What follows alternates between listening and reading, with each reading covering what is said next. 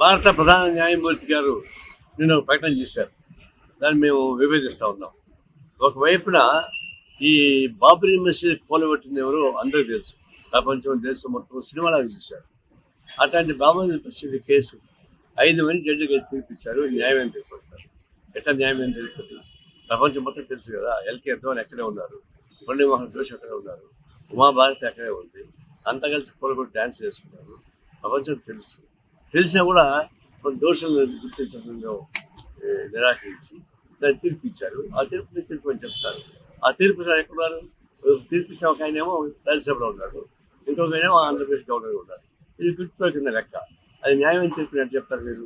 లేదా మసీదు కూలబెట్టారు, రామాలయం కట్టారు. రామాలయం కడితే ఎల్కే అద్వానీ రావద్దని చెప్పారు. ఎందుకంటే ఆయన కూల్చింది ఆయన కాబట్టి గిల్టీ ఉంటుందని చెప్పేసి బీజేపీ ఆదేశం లోపల గిల్టీకి ఫీల్ అవుతున్నారు. ఆయన వాళ్ళు కూల్చారు కాబట్టి ఆయనకు వస్తే బాగుండేవారు. దానికి అట్టహాసంగా ప్రారంభోత్సవం చేసినటువంటి రామాలయానికి మీరు రావద్దని చెప్పేసి అయోధ్య రావద్దని చెప్పేసారు.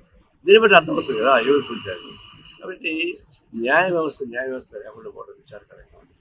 ఉన్నది చెప్పాలి, తర్వాత మనం చదువుకోవద్దాం, మనం చూసుకోవచ్చు. అంటే ఈ న్యాయమూర్తి